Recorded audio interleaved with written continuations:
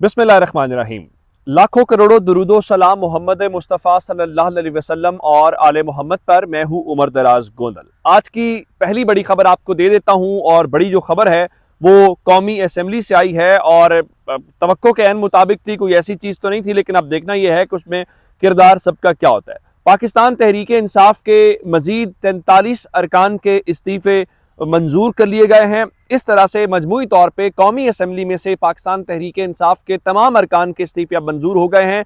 123 अरकान अब तक इस्तीफे दे चुके हैं। आपको याद होगा 10 अरकान के इस्तीफे पहले मंजूर किए गए, उसके बाद 35 अरकान के इस्तीफे मंजूर किए गए, फिर 35 अरकान के इस्तीफे मंजूर किए गए, जिसके बाद आज 43 अरकान के इस्तीफे मंजूर किए गए हैं। और अब मजमूई तौर पर कौमी असम्बली की 123 सीटें खाली हो गई हैं, और उसमें से कुछ सीटें तो ऐसी हैं जिसके ऊपर इमरान खान 7 सीटों के ऊपर तो इमरान खान खुद से जीत के गए हुए हैं, और वो बतौर रुकने असेंबली इस वक्त वहां पे काम कर रहे हैं। जाहिरन ये काम इमरान खान को नुकसान पहुंचाने के लिए किया गया है। इमरान खान के अरकान असेंबली ने कल इन राइटिंग स्पीकर को आगाह कर दिया था, इलेक्शन कमीशन ऑफ पाकिस्तान को आगाह कर दिया था। अभी ये इस्तीफे कौमी असम्बली के स्पीकर ने मंजूर किए, जिसके बाद इलेक्शन कमीशन को भेज दिए गए हैं। अब अगला काम इलेक्शन कमीशन ने डी नोटिफाई करने का करना है। इलेक्शन कमीशन का इजलास हो रहा है जिसमें यह फैसला होना है कि डी नोटिफाई होना है या नहीं होना, क्योंकि इलेक्शन कमीशन स्पीकर की दरखास्त के ऊपर आमतौर पर अमल दरामद करता है, लेकिन उन्होंने खुद से कहा है कि हमारे इस्तीफे मंजूर ना किए जाएं, क्योंकि हमने ईमेल कर दी हुई है, हमने खत इरसाल कर दिया हुआ है। लेकिन इससे बड़ी बात यह है जो मैं आपको बताना चाहता हूं कि कौमी असम्बली में मौजूदा अरकान की तादाद सिर्फ 216 रह गई है। बाकी अरकान चूंकि मुस्ताफी हो चुके हैं। अब कौमी असम्बली में 2/3 अक्सरियत नहीं है, यानी अगर मौजूदा हुकूमत अगर कोई आईनी तरमीम करना चाहती है तो उसके पास 2/3 मेजॉरिटी का नंबर ही मौजूद नहीं है।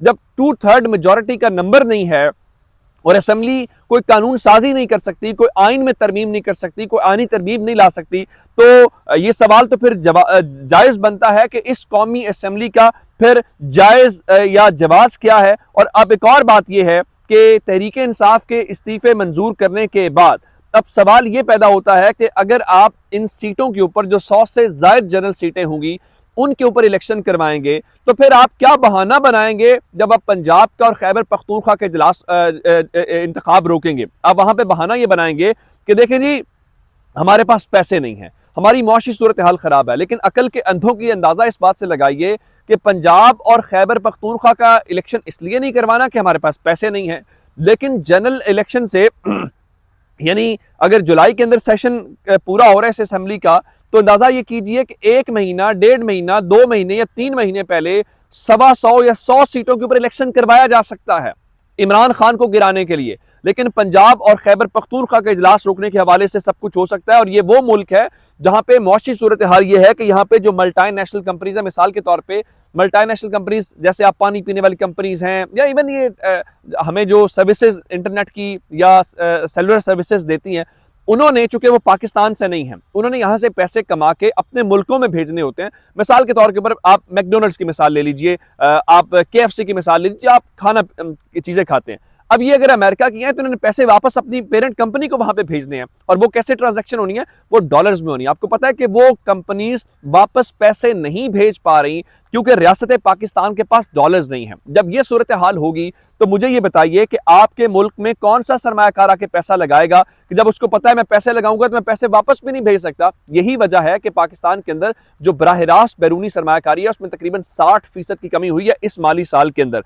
अब जरा वो इन चक्रों के अंदर मसरूफ हैं और वही कह रहे हैं जी हम चूंकि हमने इलेक्शन रोकना। अब एक और जो अहम मामला है कि क्या पंजाब और खैबर पख्तूनख्वा का इलेक्शन होना है या नहीं होना। मैं उस हवाले से बता देता हूं कि आज इलेक्शन कमीशन ऑफ पाकिस्तान ने चीफ इलेक्शन कमिश्नर की सदारत में एक अहम इजलास तलब कर रखा है, जहां पे आम इंतखाबात और ये जो ज़िमनी इंतखाबात हैं उसकी तैयारियों का जायजा लिया जाना है। 2 तजवीज़ें हैं इस वक्त जनाब जो हमारे सामने आई हैं कि आम इंतखाबात पंजाब के अंदर जो है वो 1 से 10 अप्रैल के दरमियान करवाने की तजवीज़ है, जबकि खैबर पख्तूनख्वा में 10 से 15 अप्रैल के दरमियान करवाए जा सकते हैं। उसकी वजह क्या है कि लॉ एंड ऑर्डर को और बाकी चीज़ों को देखते हुए पंजाब और खैबर पख्तूनख्वा का यह फैसला किया गया है कि एक ही दिन में नहीं करवाए जाएंगे इंतखाबात, बल्कि मुख्तलिफ दिनों के अंदर, यानी कोई भी दिन है। अभी तक गवर्नर पंजाब, गवर्नर खैबर पख्तूनख्वा ने तारीख नहीं दी। पाकिस्तान तहरीक इंसाफ कह रही है कि हम जा रहे हैं अदालत, और आज खबर यह है कि इस इजलास में फैसला करके इलेक्शन कमीशन ऑफ पाकिस्तान वो गवर्नर से रब्ता करेगा, उनको तजावीज़ इन राइटिंग दे देगा और उसके बाद उनसे कहेगा कि आप अब इनमें से किसी एक तारीख का ऐलान कर दें। लेकिन जाहिर बात है वो जो गवर्नर्स हैं वो गवर्नर्स कोई ऐसे गवर्नर्स नहीं है जो बड़े आइन कानून और उसके ऊपर अमल दरामद करने वाले हैं, वो बल्कि वो पीडीएम के गवर्नर्स हैं। एक जानिब नून लीग के बलीगुर रहमान साहब हैं, उधर जेयूआई के हाजी गुलाम साहब हैं, हाजी गुलाम अली साहब। तो जाहिर बात है ये इन्होंने उनके कहने के ऊपर चलना है, तो वो इतनी आसानी से चीजों को नहीं होने देंगे। अब जरा ये जो इस्तीफों वाला मामला सारा कुछ है उसके ऊपर पाकिस्तान तहरीक इंसाफ का बड़ा वाज़ेह मौक़िफ़ आ गया है और जाहिर बात है आज तो इमन हामिद मीर ये कह रहे थे कि इस हुकूमत ने अपनी सियासी कमजोरी का इजहार किया है ये इस्तीफे मंजूर करके, क्योंकि उनके पास नंबर नहीं है तो अब वो मुनहरिफ अरकान के जरिए शहबाज शरीफ अपनी हुकूमत बचाना चाहते हैं। फवाद चौधरी ने कहा है कि महदूद तादाद में असम्बली जाने का मकसद राजा रियाज को अपोजिशन लीडर के ओहदे से फारिग करना था, वरना इस कौमी असम्बली की कोई नुमाइंदा हैसियत नहीं कि इसमें वापस जाएं। इस वक्त शहबाज शरीफ हुकूमत 172 लोगों की हिमायत खो चुकी है और हुकूमत बचाने के लोटों पर इन्हिसार कर रही है। राजा रियाज को बचाने के लिए स्पीकर के इकदाम के नतीजे में इस वक्त 40% नशिस्तें खाली हो चुकी हैं। मुल्क इंतखाबात के मजीद करीब आ गया है। इस बहरान का वाहिद हल कौमी इंतखाबात है। हुकूमत कितना अरसा आवाम से कतराएगी, आखिर फैसला लोगों ने करना है और फैसला वोट से होगा। यानी 40% सीटों का मतलब यह है कि 60% सीटें कौमी असम्बली के अंदर रह गई हैं और अब आपके पास 2/3 मेजॉरिटी भी नहीं है। वो मैंने आपको बहुत वाज़ेह अंदाज में बता दिया जिससे आपको सूरत हाल होगी। दूसरी जानिब खबर जरा ले लीजिए और खबर यह है कि पाकिस्तान तहरीक इंसाफ इंटरिम सीएम को कल बताया गया सुप्रीम कोर्ट चैलेंज करेगी। आज वो एहतजाज कर रहे हैं, लेकिन यहाँ पे कुछ ऑफिसर्स लगाए गए हैं जो 25 मई के वाकयात के अंदर मुलव्विस थे। खबर यह है कि इलेक्शन कमीशन ऑफ पाकिस्तान ने मंजूरी दी है पहले मोहसिन नकवी को, जिसके बाद उन्होंने अपॉइंटमेंट्स की है। अब तहरीक इंसाफ ये कह रही है कि वो इलेक्शन कमीशन से रुजू करेंगे और उनसे कहेंगे कि 18 ऑफिसर्स की पंजाब में जो तकर्रियां तबादले किए गए हैं उसको रोका जाए। अब समझ नहीं आती ये उसी अत्तार के लौंडे से दवा लेना चाहते हैं।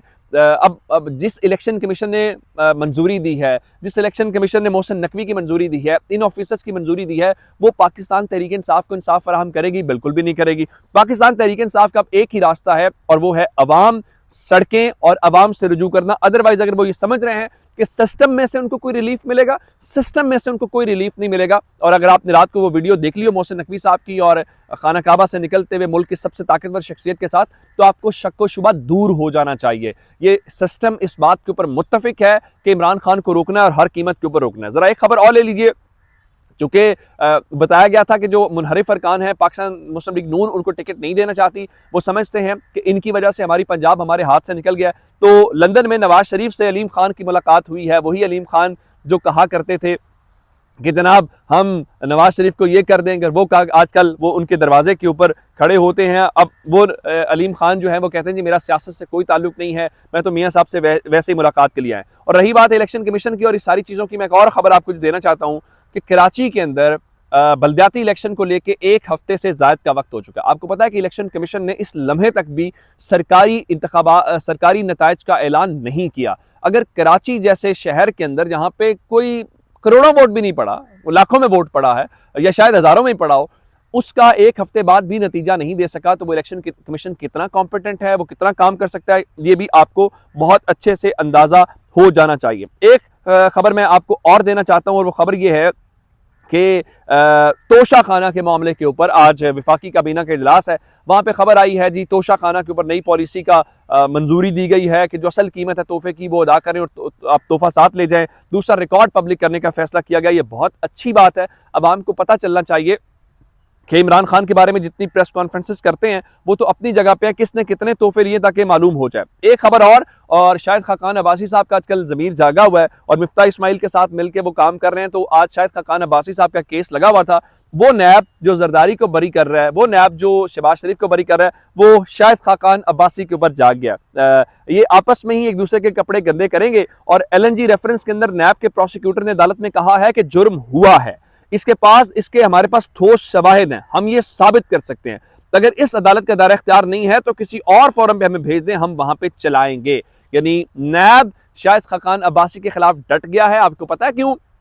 इसलिए कि शाहिद खाकान अब्बासी आजकल ज़रा उनका ज़मीर जागा हुआ है, वो सिस्टम की बातें कर रहे हैं, वो नून लीग को रगड़ रहे हैं। तो इससे आपको पता चलना चाहिए जो नैब जैसा इदारा है वो पाकिस्तान में अंदर एहतसाब के लिए या कोई आज़ादाना इदारा नहीं है, बल्कि कठपुतली वो तमाशा होता है ना, तो कुछ चाबी लगाता है जैसे तमाशा शुरू हो जाता है। तो ये तमाशा आप ज़रा शाहिद खाकान अब्बासी के लेकिन चलें, शाहिद खाकान अब्बासी के इस दौरान आपको पता तो चल गया होगा इन सबके मामलात क्या और इनको बचाने के लिए कौन कौन कैसे कोशिश करता है। अपना बहुत सारा ख्याल रखिएगा। खुदा हाफिज़।